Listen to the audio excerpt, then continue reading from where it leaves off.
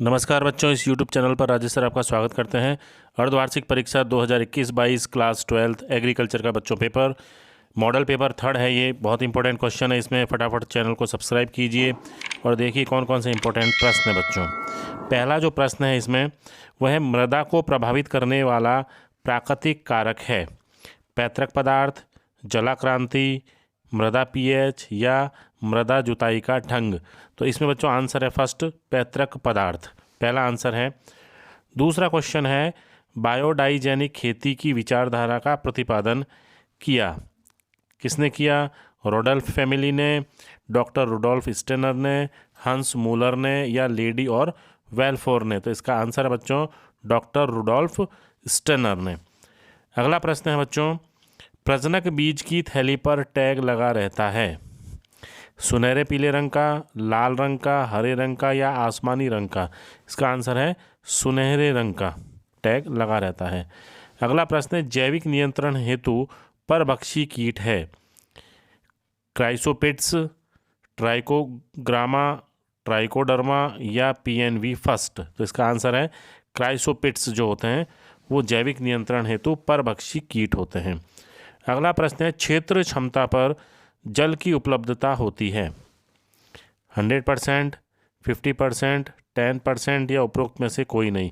तो आंसर है 100% यानी 100%।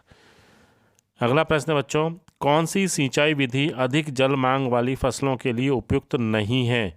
नहीं है पूछा है। बॉर्डर पट्टी, चौकीबार द्रोणी, कुंड विधि या बौछारी विधि। तो इसका आंसर है बच्चों बौछारी विधि। अगला इंपॉर्टेंट प्रश्न बच्चों, निम्न में से किस शाकनाशी का उद्भव सर्वप्रथम हुआ था? 2,4-D, एट्राजीन, आइसोप्रोट्यूरॉन या पेंडिमिथेलिन। तो आंसर है 2,4-D। इसके बाद बहुत ही अच्छा प्रश्न बच्चों, निम्न में से कौन सा जैव अभिकर्ता गाजर घास नियंत्रण हेतु काम में आता है? गाजर घास को नियंत्रित करने के काम आता है उस जैव जो करता है उसको आपको बताना है। ऑप्शन ए है जाइगोग्रामा बाइकोलोरेटा, दूसरा है नियोचिटियाना ब्रूसी, तीसरा है एगासिलस हाइग्रोफाइल और चौथा है क्राइटोफेगस साल्विनी। तो बच्चों इसका आंसर जो है फर्स्ट आंसर है जाइगोग्रामा बाइकोलोरेटा। ठीक है ना, बहुत अच्छा प्रश्न है बच्चों।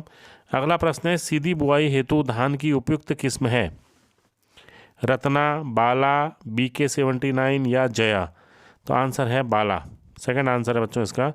अगले जो प्रश्न है बच्चों वो अति लघुतरात्मक टाइप के प्रश्न हैं, एक एक लाइन के आंसर हैं इनमें, बहुत छोटे प्रश्न हैं ये। इसमें प्रश्न नंबर 10 है गोबर की खाद के प्रमुख घटक क्या क्या हैं? तो इसमें कौन कौन से घटक पाए जाते हैं उसके बारे में आपको लिखना है।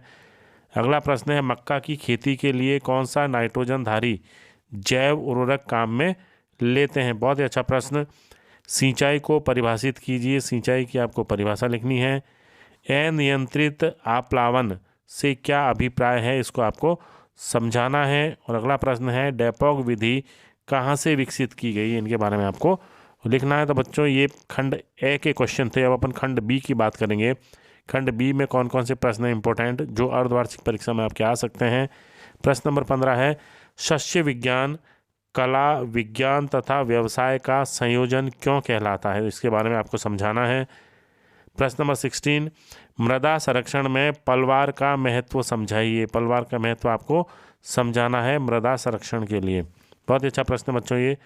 अगला प्रश्न है गोबर की खाद बनाने की संशोधित गड्ढा विधि को समझाना है आपको। ठीक है बच्चों, ये जो विधि है इसके बारे में पूछा है। अगला प्रश्न है संपर्क शाकनाशियों तथा स्थानांतरित शाकनाशियों में विभेद कीजिए, इनमें क्या क्या अंतर होता है वो आपको लिखना है। अगला इंपॉर्टेंट प्रश्न है मृदा वपन योग्यता किसे कहते हैं? मृदा संरक्षण में सहायक कोई 2 फसलों के नाम लिखने हैं आपको। अगला प्रश्न है गेहूं में गुल्ली डंडा तथा जंगली जई का नियंत्रण कैसे करोगे? इसके बारे में आपको समझाना है बच्चों। बहुत ही अच्छे प्रश्न थे ये खंड बी के। अब अपन बात करेंगे खंड से यानी सेक्शन सी की अपन बात करेंगे। इसमें बच्चों निबंधात्मक प्रश्न है और इसमें अथवा का ऑप्शन है यानी अथवा वाले प्रश्न हैं। अगर आपको एक प्रश्न का उत्तर ढंग से नहीं आता तो आप दूसरे ऑप्शन को चुन सकते हैं। तो इसमें प्रश्न नंबर 21 है बच्चों भूमिगत जल किसे कहते हैं? भूमिगत जल संबंधी प्रमुख बिंदुओं को समझाइए। अच्छा प्रश्न है, बड़ा प्रश्न है ये।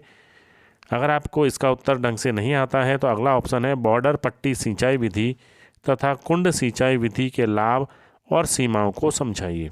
इसके बारे में आप लिख सकते हैं।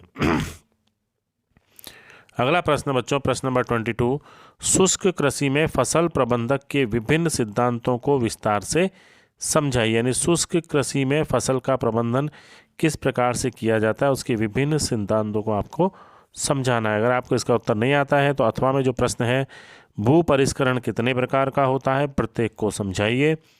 आधुनिक भू परिष्करण को परिभाषित कीजिए। अच्छे प्रश्न है बच्चों, ये अर्धवार्षिक में आने की दृष्टि से आप इनके तैयार कीजिए। हो सकता है आपको इसमें से कुछ प्रश्न आपको बोर्ड इसमें अर्धवार्षिक परीक्षा में मिल सके। तो बच्चों फटाफट आप इसकी तैयारी कीजिए। धन्यवाद।